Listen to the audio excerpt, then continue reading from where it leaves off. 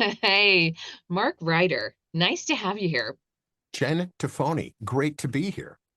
Thank you. So we're grateful that you're taking some time to share your insights and your process with us, and we're just going to jump right in. The first question might actually be the hardest. What do you think the role of the demo is in 2024? Is Well, it there's lots of roles, I would say. There isn't just one, because people still to this day do occasionally get booked on their demos.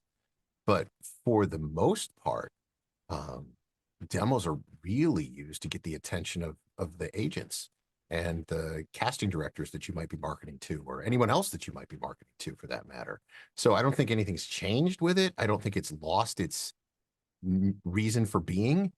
I think, if anything, it has become more important to have the right, perfect demo that shows off exactly your skill set and your unique abilities. The days of being able to get by with, one that was just kind of like, okay, there's too many people right now competing for yeah, that. So I think that it's more important than it ever has been before, but it's more important that it's awesome. okay. Now I know that you have a little bit of a different process as far as who you produce demos for. So, what criteria do talent have to meet to get Mark Ryder to produce their demo? That's an interesting question. It makes it seem like you have to jump through hoops, but um, the truth is, I've got to know you. I've got to believe in your abilities, and most importantly, I've got to know that what I'm going to be able to produce for you is going to be better than what you have already, and not by just a little, but like by like night and day. And that comes from the fact that I only do demos for people that I coach with. And that's because I feel like the best demos that exist out there, they exist because they're a collaboration between the two people. It's not just a, hey, I'm signing up for a demo and then you show up and read some scripts that you've never seen before. No, um, I've never done a demo for someone that I don't know. And I think it's because it's a scary process. I've worked with Eric Romanowski many a times, and Eric is an intense dude, and he sometimes can even scare me. Right? I couldn't even imagine if I didn't really know him, you know, and because we've worked together for years. And so I take away from those experiences what I want to take into my demo producing responsibilities. And that is creating a space where you walk away going, phew, that was actually pretty fun. As Okay. opposed to, oh my God, that was the worst experience I've ever had in my life. And I'll tell you, I've also coached with a lot of people who have had bad demo experiences. They exist, they're real, you know. But I coach, and then I do demos for the people that I coach. I'm not a demo producer. Okay. Fucking good at it, but it's not what I do, right? Right. I prefer to coach. And there are many times where I will send a client to another demo producer because I just don't have the time or the ability right now to do it. Uh, but that pains me, because I feel like there's like a love that I have for the people that I work with. And I'm not going to lie, I feel like sometimes not being able to do their demo, I feel like I'm letting them down, you know, because I only do so many a year. Like I might do six, I might do six in a year, and that's about it. So does that answer the question? Yeah, absolutely. So when you decide that you are going to collaborate on a demo, what's your process? Where do you start with that? Um, it starts with understanding who they are, who the person is that I'm doing the demo for, and then um, finding out really what their goals are.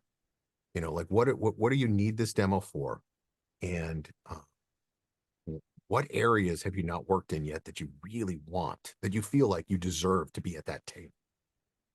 Like they haven't heard, my luxury read yet on anything, and I really want that to be part of this. Great, awesome. But for me, the process is understanding you as a person and then being able to channel your personality through your demo. Okay. Do you craft custom scripts? No, Okay. I have a major, a degree in advertising. Okay, that's what I went to college for. Okay, but I don't work for a big New York ad agency who's done hours and countless budgets on testing scripts to see whether or not they're effective and how they resonate. So no, I'm not going to pretend to uh, write stuff that could be just as good as a New York ad agency. No, I'm going to take their stuff and I'm going to reuse it. Okay. Fair And enough. will I modify some scripts? Absolutely. Will I, sort of help to craft them towards the person that I'm working with? Yeah, yeah. But I just don't think that here's what I do think. I think we overthink it an awful lot. It's a demo. It's you talking in a room. I don't think that there's a lot of demonizing of parts of this process where some people very firmly believe one way or the other. And I just feel like, you know what? You need to not take it quite so damn seriously. Okay. Now, when you produce a demo, is it just you doing the production, or do you have a team that works with you on I different do parts of it? everything myself and I love it. I would not do it if I had to hand any part of the process off to anyone else because I don't trust anyone else to be able to put the love, the ears, the energy, the passion into it. It would come back and I would have to fucking redo it myself anyway. Okay. Um, have you, in the time that you've been producing demos, have you seen some shifts in the industry regarding the standards around demos? I'll be real honest with you. I have because uh, I'm so busy in the trenches with the rest of you guys auditioning my balls off every single day that I see the demos that I produce and that's Okay. it. I'm not out looking at other people's demos. I don't have time for that. Right now, some people could say that may not be the smartest thing to do if you're a demo producer. But again, going back to the point that I made a couple of minutes ago, it's not rocket science. It's me making you sound your best. It's me bringing out the parts of you that the world has yet to hear. And I don't need anyone else's input or feedback to do that.